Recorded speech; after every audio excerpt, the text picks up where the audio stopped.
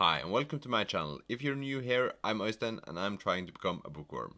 And that's why I have bought books this time. Or that's the reason why I tell myself that I've bought books this time. I start off this book haul with American Gods by Neil Gaiman. I recently made a review of Anansi Boys, and that's a book I really enjoyed. And this is supposed to be the first in the series of two books, I think, that are the American Gods series. After what I could gather, the books are in the same universe and one character appears in both books, but other than that they are kind of not similar at all. This is supposed to be a road trip book that takes a deep look into the American soul, and from the other two books I've read by Neil Gaiman, he makes a little bit fun of the American people in a good-hearted way, I would say. I expected I would love this book, but I also expect it to be not as fun as Anansi Boys was. I don't know if I will read this book now, because I have so many other books I think I want to read, but this one I sort of know I will like. If I read a book I don't like, I could read this afterwards, if that makes sense. I also ordered The Ocean at the End of the Lane, also by Neil Gaiman. This book I ordered because it won the Goodreads Choice Awards for 2013. So I thought this might be the most popular book from Neil Gaiman, might be the exception of Good Omens. So that's why I bought it. The book seems to be very fairy tale-like, and I expect to see Neil Gaiman's extraordinary storytelling skills being displayed. The only thing that scares me about this book is that some people on Goodreads have said that it's a magical realism, and I have not had any good experience with that genre before, so it will maybe take Neil Gaiman to make me like it. We'll just see. So where do you go when you found some fantasy you enjoyed and think that you want to read more fantasy? Well, you go to Brandon Sanderson, of course. And this is the first book in the Mistborn series. The Mistborn series is supposed to be one of the easiest series in the fantasy genre to get into, and I've actually started reading this now and I find it quite easy to follow, so that's a bit of a surprise.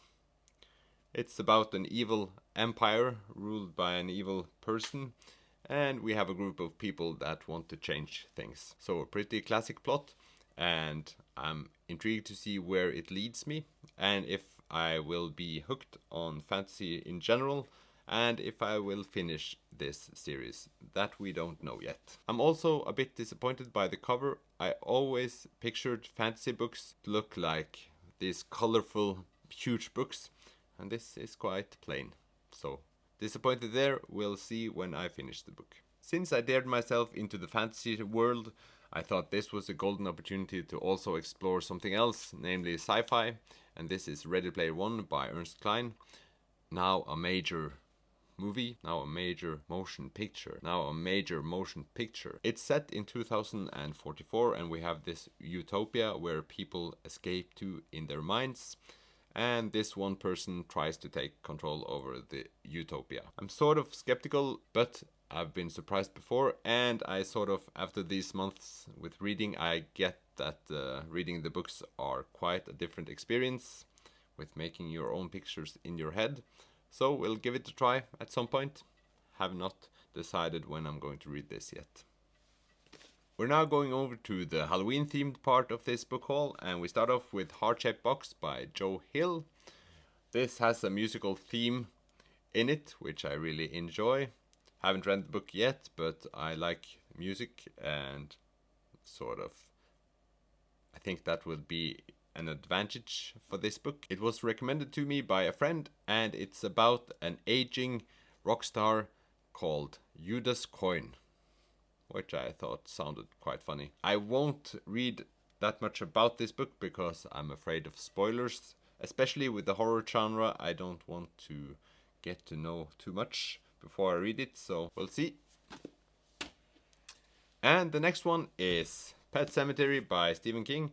Of course, Stephen King is Joe Hill's father, which is kind of fun.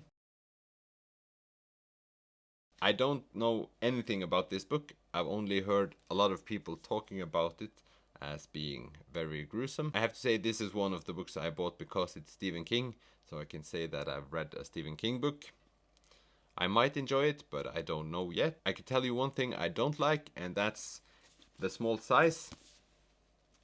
There are many pages. There are thin pages and very, very, very small font. So that irritates me a bit. I don't know if there are several out there that dislikes small books, but I find it hard to get into the reading mood when I have a small book. So then I had my recommended horror book, my classic horror book, and the next one is a popular horror book, or mystery I should say.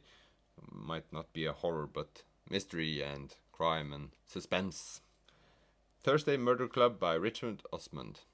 And this is a very, very popular book on the internet, on TikTok, Instagram, and YouTube. And I thought it had a very cool plot. It's about a group of people in a retirement village that gets together to solve puzzles. And suddenly a person is murdered in their local community and they try to solve the case. So I thought that was very fun. Seems like a cool plot. And it's a very popular book, so I think this will be enjoyable at some level. Either way. Next up is award season, and the first book is Susanna Clarke by Piranesi. Of course, I'm kind of bitter. I'm bitter because I thought I would buy this book earlier, and I sort of didn't, even though I thought the plot seemed very interesting. And then it went on to win the Women's Prize for Fiction for this year, and I thought if I'd read it before, that would be much cooler because I would be sort of right. Sounds very weird. So Piranesi lives in a house that seems like a labyrinth and loves to explore the house, but it's also a house where things happen and you can die. So we'll see how it goes with Piranesi. It seems like a very intriguing and nerve-wracking book with a lot of suspense. And lastly, I love this cover. It's one of the best covers I've bought this year. I think I will really enjoy this book and I hopefully will read it this year.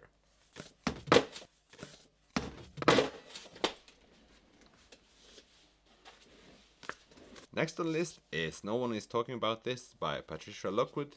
This book is now shortlisted for the Booker Prize. It was longlisted when I started, so that's a plus for me. This is about a woman that lives in the portal or the internet or social media. It's somewhat hard to tell.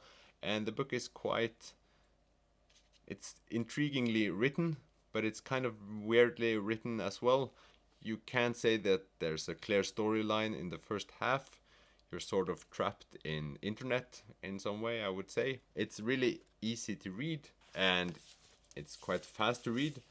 And at the end, or the last half, something big happens in her real life and she's sort of dragged out of the portal. And it's an interesting book, but I couldn't really grasp it. I think this is a book you have strong opinions of, maybe, in one or the other direction. I thought it was easy to read, but it's hard to understand, for me at least. But I'm glad I read it. Then we have A Town Called Solace by Mary Lawson. This is a mystery book about a runaway teenager and the story around her.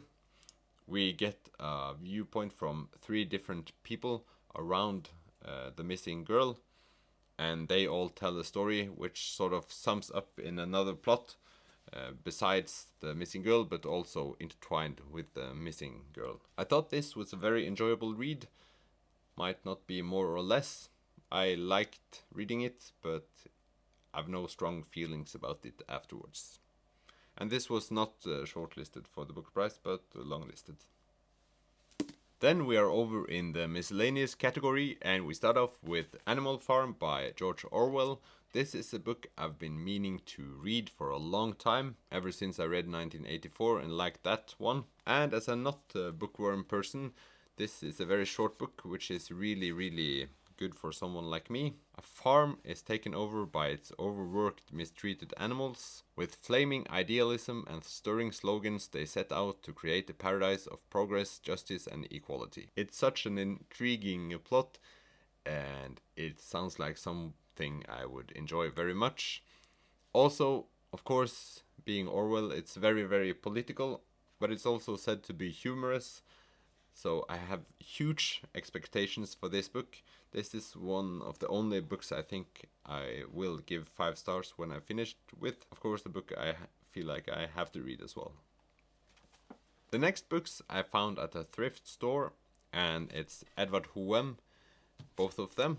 The first one is called A Haymaker in Heaven, and the other one is called Your Brother on the Prairie. The books were published in 2014 and 15, but the action is set in the late 19th century, and the books are fictionalized around Edward Huem's own family. So this book is mainly about his great-grandfather. A Haymaker in Heaven is an inspired and moving novel about new and old landscapes, work, pride and love, being willing to take risks and making big sacrifices. The thing I think I will get out of this book is getting a glimpse of how it was living in Norway at that time, and with what I would call a very traditional Norwegian plot. And this book is actually about his grandfather's brother, which moved to America and apparently moved out on the prairie. Hence the title Your Brother on the Prairie. It's sort of a weird thing, but I'm glad I buy some critically acclaimed new Norwegian books, because that ensures that I read some of them. Otherwise, I would read Norwegian classics and then foreign critically acclaimed books, and that was that. But I hope this will be read at some point. The next book is also thrifted. It's Sapience, A Brief History of Mankind by, and this is a tongue twister for me, Yuval Noah Harari. Of course, this is a book maybe all of you have read. That's how it seems, at least. A book that all intellectuals have read. And so this time I thought maybe I should become an intellectual. This is supposed to be a very intriguing book. That's non-fiction, of course, about humankind. And I think after reading a couple of pages, this is a book that takes me on a very wide journey, looking into very different things in the book and in the world. I think I can guarantee for myself that this will be an interesting read. Maybe it's time to read the non-fiction again, but I'm enjoying my fiction now, so we'll see how long it takes before I start reading non-fiction. The last book on the list is We the Drowned by Karsten Jensen. This was released in 2011. This one is recommended to me by a friend, which is very fond of the maritime. I don't know if you could see this, but there are waves and a ship. And I think people that love sailing would also like this book a lot. That's my thinking. I don't know much about Karsten Jensen other than he is supposed to be a great storyteller. He has to be, because this book is huge. But you've heard me complain about Pet Sematary, so I'd rather have this than Pet Sematary and the small books all over again. In 1848, a motley crew of Danish sailors set sail from the small island town of Marstal to fight the Germans. Not all of them return, and those who do will never be the same. Among them is the daredevil Lauritz Madsen, who promptly escapes again into the anonymity of the high seas. So I get a little of the Count of Monte Cristo vibes out of this, and if he is a great storyteller, I sure will enjoy it. So that was it. I can only conclude that I'm still buying more books than I'm reading, even though I feel like I'm reading a lot these days. Is that healthy? I feel like it is, and I feel like my fellow booktubers also agree with me on this one. So thank you for watching this video, I hope you enjoyed it, and I'll see you soon. Bye!